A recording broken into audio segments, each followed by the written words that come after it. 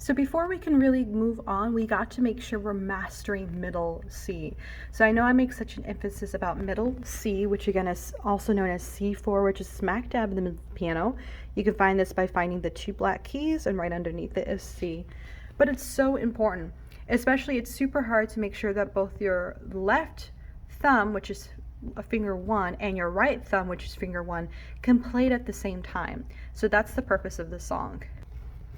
So this song has a new time signature. So we were kind of working with 2/4, but now we're working with 4/4, which just means that there should be 4 beats in each measure.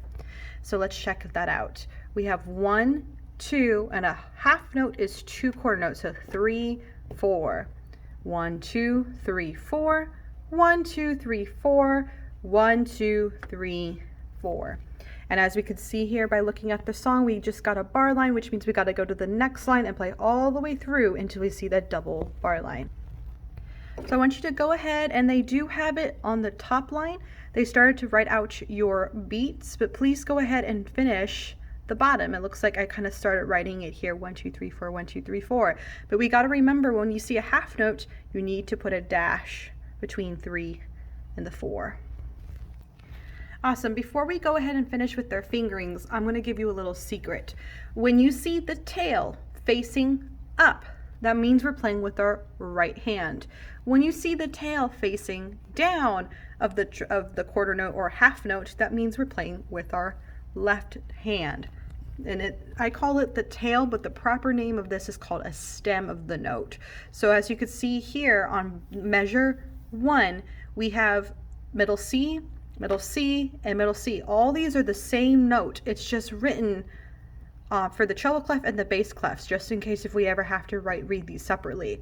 So we would be playing with thumb 1 on the left hand, and then thumb 1 on the right hand, and then thumb 1 again on the left hand. So both thumbs are going to be on middle C for this song. And then before we even just kind of finishing up what I was saying, you know, the stem is facing down and this stem is facing up. So left hand, right hand, left hand. And remember, this is just a recap from last time. Just like we're reading in a book, we read music left to right. So as we're reading, we got middle C on our left hand, middle C on our right hand, middle C on our left hand, middle C on our right hand, middle C on our left hand, middle C on our right hand, then E, D, C, C. So for this one, we're going to be using kind of fingerings 1, 2, and 3 on the right hand, and fingerings 1, 2, and 3 on the left hand. So go ahead, if you need it now, to go ahead and put the fingerings to remind you. But I'm going to tell you right now, you're only using these 3 fingers, so C, D, and E, and C, B, and A. So you shouldn't move your hand at all for the song. So only if you need to write the fingerings above or below the staff, you can go ahead and do so. All right, let's go ahead and play it. 1, 2, ready, go. 1, 2, 3, 4. 1, 2, 3, 4. 1, 2, 3, 4. 1, 2, 3, 4. 1, 2, 3, 4. 1, 2, 3, 4. 1, 2, 3, 4. Awesome. Let's go ahead and play it one more time. 1, 2, ready, go.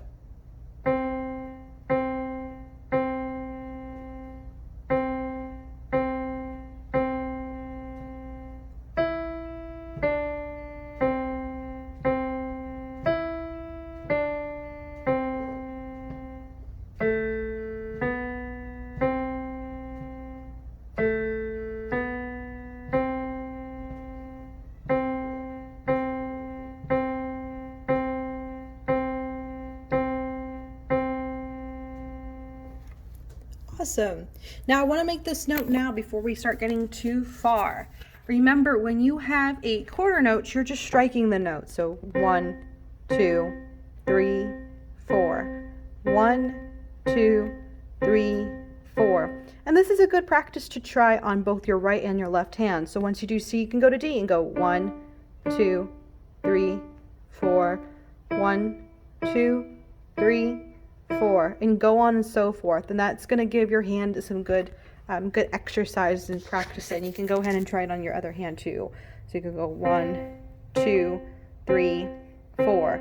1, 2, 3, 4, and so on and so forth. So those were quarter notes, but a half note, you have to leave your finger down on our key. So it'd be 1, 2, 3, 4, 1, 2, 3, 4, 1, 2, 3, 4, and so on and so forth. Awesome, good job.